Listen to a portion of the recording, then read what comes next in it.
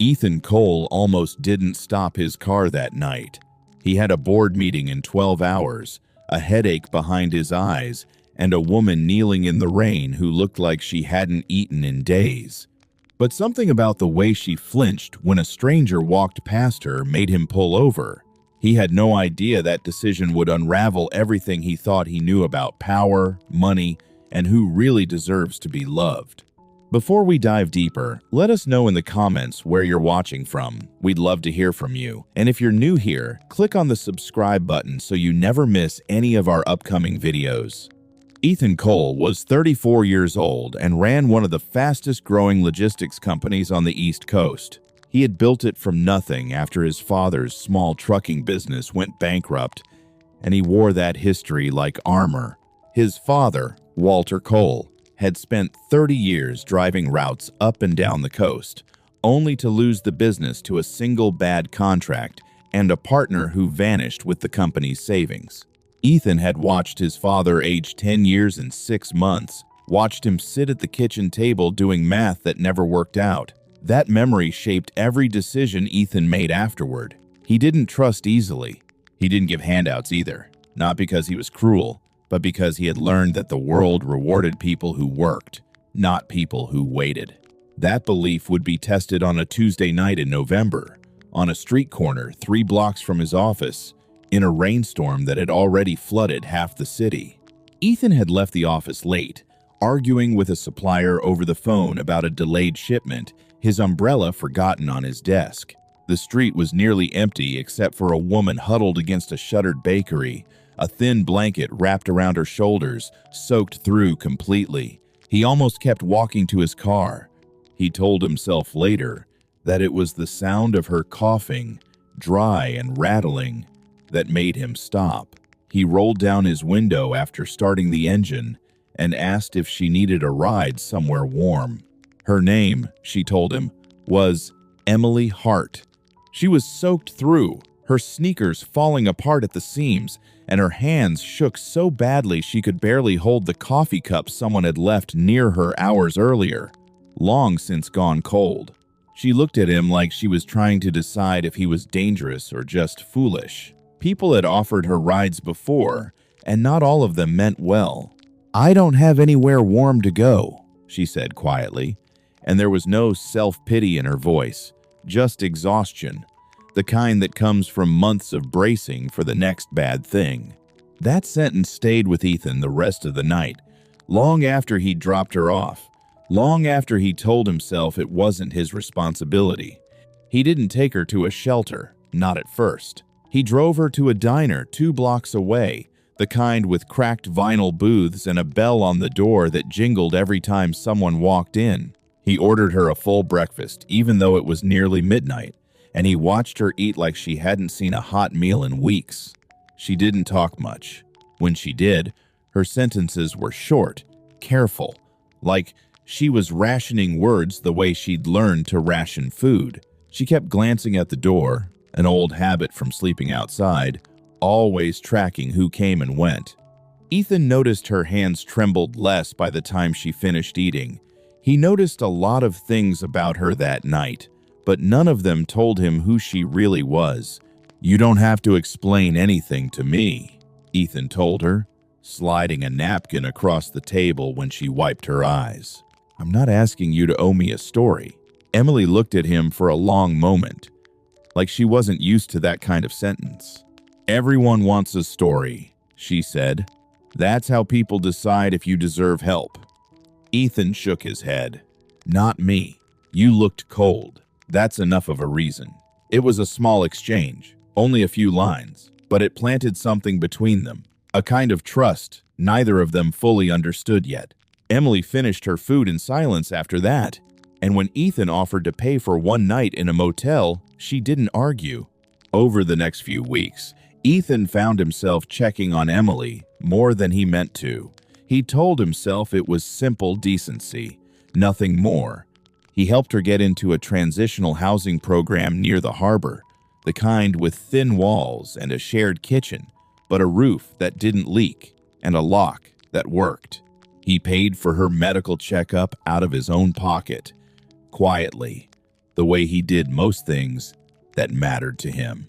The doctors said she was malnourished, run down, but otherwise fine, and Ethan felt something in his chest loosen when he heard that. Emily kept insisting she'd pay him back someday. Ethan laughed the first time she said it. "You don't owe me anything," he told her. He meant it.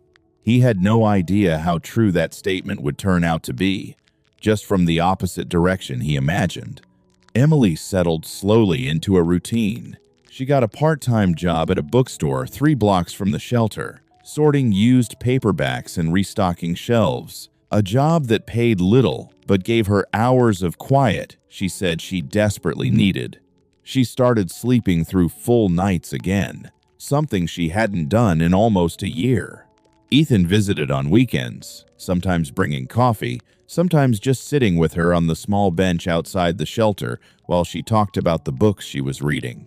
He noticed she never talked about her family. Whenever the subject came close, she changed direction so smoothly he almost didn't catch it. He assumed, like most people would, that it was simply too painful to discuss. Emily Hart was not who she said she was. 6 months earlier, she had walked away from a life most people would never dream of leaving. Her father, Richard Hart, was the founder of a shipping and freight empire worth more than $4 billion, a company whose containers Ethan had seen on highways his entire career without ever once making the connection. Emily had grown up in a house with 7 bathrooms and a security detail that followed her to school. She had piano lessons twice a week, a driver who took her to and from an elite private academy, and a walk-in closet larger than the motel room Ethan had once rented for her. But she had also grown up watching her father miss every birthday, every school play, every moment that mattered, always trading his family for another contract, another acquisition, another zero on a balance sheet. The breaking point came at her older brother's funeral. Daniel Hart had died in a car accident on a rain-slicked highway, the same kind of highway their father's trucks used every single day, hauling freight through weather no driver should have been out in. At the funeral, Richard Hart spent more time on his phone than at his own son's casket, closing a deal that couldn't wait, he said, one that would have cost the company millions if delayed. Emily watched her mother sob alone in the front pew while her father stood in the parking lot negotiating shipping rates through his earpiece. Something in her broke that day, quietly and completely, the way a bone can fracture without anyone hearing the sound. 2 weeks after the funeral, Emily packed one bag, left her phone charging on her bed, and disappeared into a city where nobody knew her name or her father's fortune. She told herself she wanted to know if people would still be kind to her without the money behind her name, if she was worth anything stripped of the last name that opened every door she'd ever walked through. It was a naive plan, she'd admit later, the kind only someone who had never truly gone hungry could make. She had budgeted 3 weeks of cash and told herself she'd go home once she'd proven her point. She never expected the point to prove her wrong instead. By the 3rd week, her money was gone, stolen from her bag, while she slept on a park bench, her first weekend alone. By the 2nd month, she had learned which shelters filled up by 5 in the evening and which ones turned people away by 6. By the 4th month, she had stopped counting days entirely. Hunger became a constant hum underneath everything else, and cold became something she measured in degrees of numbness rather than discomfort. She stopped thinking about proving a point to her father. She just wanted to survive until morning, and then survive the morning after that. That was the version of Emily that Ethan Cole found kneeling in the rain. Not a runaway heiress testing the world, but a girl who had genuinely forgotten what safety felt like. Ethan never asked where she came from, not directly. He figured everyone had a past they didn't want to explain, and he respected that boundary the same way he wished people respected his own history with his father's failed business. He started inviting her to Sunday dinners at his sister's house, small gatherings with mismatched chairs, and too much lasagna The kind of noisy, ordinary evenings Emily hadn't experienced since she was a small child. She laughed there in a way she hadn't laughed in over a year, an unguarded sound that surprised even her. She told Ethan once, quietly, that his sister's kitchen reminded her of something she thought she'd lost forever, though she never explained what. Ethan didn't push. He was starting to feel something for her he hadn't expected, something that scared him a little, something that made him nervous in a way business deals never did. Ethan's sister, Marissa, noticed it before Ethan did. "You look at her like she's something you're afraid to break," she told him one night while washing dishes, watching through the window as Ethan and Emily talked quietly on the porch. Ethan didn't have a response for that. He wasn't used to being read so easily, especially not about something he hadn't fully admitted to himself. He told Marissa it was nothing, that he was simply helping someone get back on her feet, the same way people had once helped their father after the bankruptcy. Marissa raised an eyebrow but let it go. She recognized the look on her brother's face, even if he refused to. Months passed like this, slow and ordinary in the best way. Emily earned a small promotion at the bookstore, enough to move into her own studio apartment above a laundromat, tiny but entirely hers. Ethan helped her carry boxes up 3 flights of stairs and pretended not to notice how her hands shook, not from fear this time, but from disbelief that she had a key to a door of her own again. They started spending evenings together that had nothing to do with charity or rescue, just 2 people who genuinely enjoyed each other's company, ordering takeout and arguing gently about which movie to watch. Ethan had almost forgotten there was a version of Emily's life she hadn't told him about. He had stopped looking for one. It was a phone call that changed everything. Richard Hart had hired private investigators the day his daughter disappeared, and after nearly a year of dead ends, one finally found a match on a security camera outside the diner where Ethan had first bought her breakfast. Richard arrived in the city 3 days later in a black car with tinted windows, flanked by 2 assistants and a lawyer, the kind of entrance that stopped traffic on a residential street lined with modest homes and Emily's small laundromat apartment. Ethan was in the building's lobby, dropping off groceries, when Richard Hart walked in, and for a moment, nobody said a word. Emily froze completely on the stairs behind him. She hadn't seen her father in nearly a year, and she hadn't imagined this was how it would happen. "You," Richard said, staring at Ethan with an expression somewhere between suspicion and disbelief, his voice carrying the practiced authority of a man used to rooms going silent when he entered them. "You're the one who's been housing my daughter?" Ethan didn't understand the question at first. He genuinely believed Emily was just a woman he'd helped off the street. Nothing more complicated than that. Someone building an ordinary life one small step at a time. It was Emily who finally spoke, her voice shaking as she came down the last few stairs. "Dad, stop." She turned to Ethan, and for the first time since they'd met, her eyes filled with something like shame, a fear that the truth would cost her the one relationship she'd built without her father's name attached to it. "There's something I never told you," she said, her voice barely holding steady. "My last name isn't just Hart. It's Hart, as in Hart Global Shipping. My father is Richard Hart." The lobby went completely silent, except for the hum of the laundromat machines below. Ethan felt something twist in his chest. Not anger exactly, but a strange, disorienting grief, like the ground had shifted under a version of reality he'd trusted for nearly a year. He thought about every dollar he'd spent on her medical bills, every late-night diner meal, every moment he'd told himself he was simply doing the right thing for a person who had nothing. None of that had been a lie, but the woman standing in front of him now was someone he barely recognized, connected to a fortune large enough to buy his entire company twice over without noticing the expense.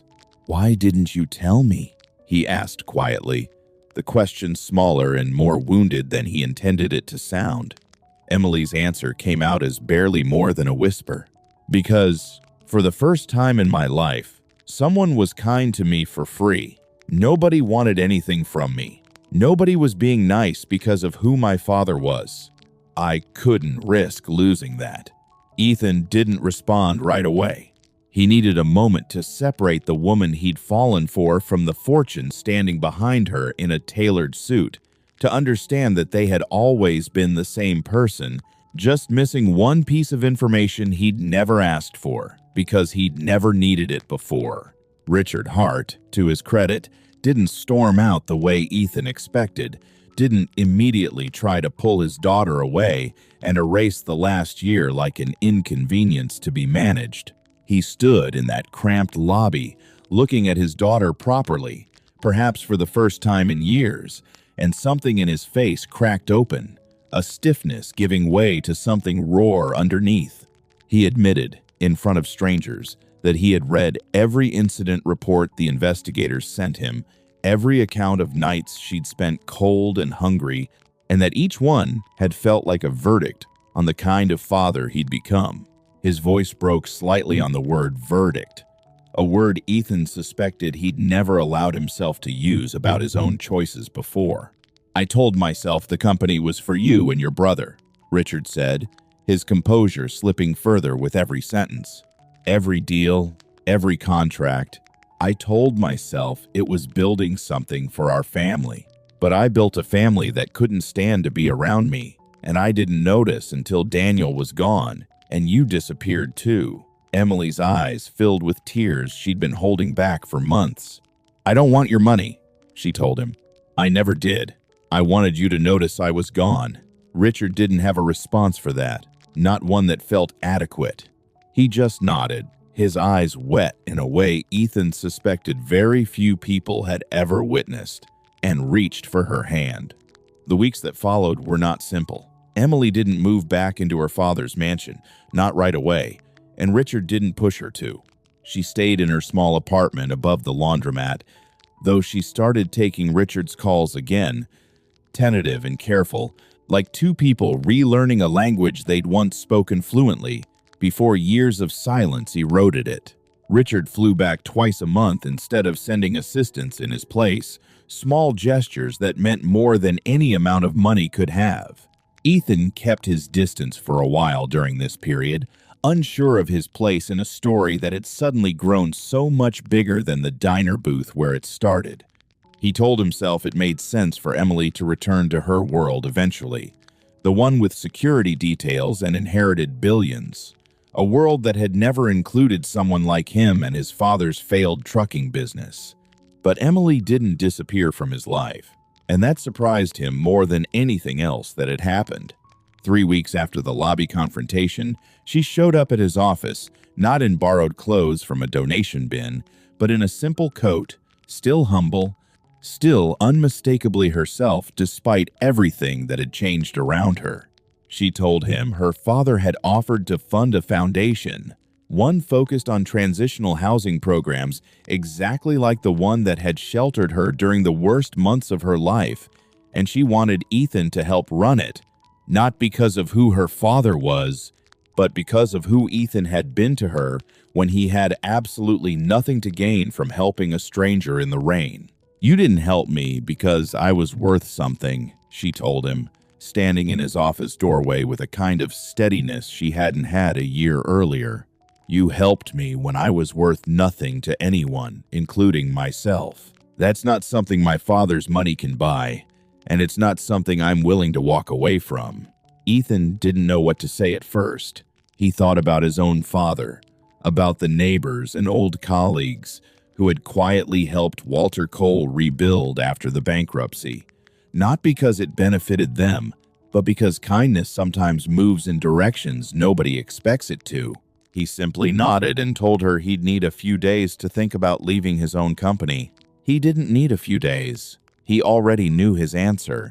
A year later, the Hart Cole Foundation had opened its third transitional shelter, this one just 4 blocks from the diner where Ethan first bought Emily breakfast at midnight during a rainstorm. Neither of them had forgotten. Richard Hart attended every opening now, and for once, he left his phone in the car. standing quietly at the back of each ceremony instead of taking the podium meant for men of his stature. Emily still visited the original shelter every week, not as an heiress cutting a ribbon for cameras, but as someone who remembered exactly what it felt like to sleep there, who knew which beds creaked and which showers ran cold too quickly.